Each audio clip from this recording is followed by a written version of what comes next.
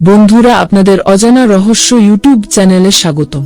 আপনি যদি চ্যানেলটিকে সাবস্ক্রাইব করে না থাকেন, সাবস্ক্রাইব করে নিন, এখনই জীবন বদলে যাবে।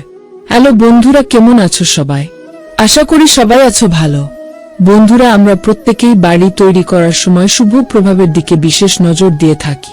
বাড়ির ভিতরের পরিবেশ তখনই শুভ হবে যখন বাড়ির প্রধান দরজা বাস্তু নিয়ম অনুযায়ী তৈরি হবে। এছাড়া বাড়ির দরজা তৈরির পরেও এমন কিছু জিনিস রয়েছে যা দরজায় লাগালে সৌভাগ্য খুব দ্রুত জীবনে নেমে আসবে এবং বাড়ি সর্বদা পজিটিভ এনার্জিতে ভরে থাকবে।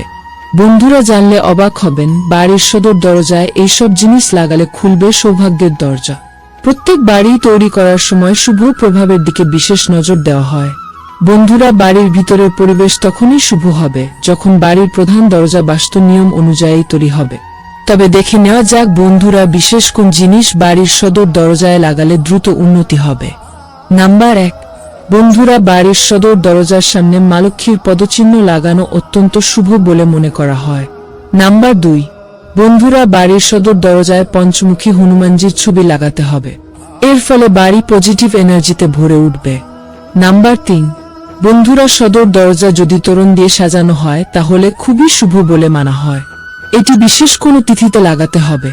তোরণ বাড়িতে খুবই শুভ ও মঙ্গল বার্তা বয়ে নিয়ে আসে। নাম্বার 4, বন্ধুরা, ওম চিহ্ন সদর দরজার সামনে লাগাতে পারেন। এটিকে ভগবান নারায়ণের চিহ্ন বলে মানা হয়। নাম্বার 5, বন্ধুরা, বাড়ির সদর দরজায় আম পাতা দড়ি দিয়ে বেঁধে ঝুলিয়ে দিতে হবে। এর ফলে মা লক্ষ্মী দেবী অত্যন্ত সন্তুষ্ট হন এবং সেই বাড়িতে ধন সম্পত্তিতে ভরে ওঠে। নাম্বার 6, বন্ধুরা, শ্রী চিহ্নটিও মা লক্ষ্মী দেবীর চিহ্ন বলে মানা হয়। এটিও বাড়ির সদর দরজায় লাগানো খুব শুভ। নাম্বার 7, বন্ধুরা, একটি স্বস্তিক চিহ্ন দরজায় লাগাতে হবে। এটি ভগবান গণেশের প্রতিনিধিত্ব করে, তাই এর ফলে বাড়িতে গণেশের কৃপা সর্বদা বজায় থাকে। তো এই ছিল আজকের ভিডিওটি কেমন লাগলো কমেন্ট করে জানাও। ভিডিও ভালো লাগলে লাইক করো। আমাদের অজানা রহস্য চ্যানেলে যদি নতুন দর্শক হয়ে থাকো তো সাবস্ক্রাইব করে পাশের বেল আইকনটি অন করে দাও। ধন্যবাদ।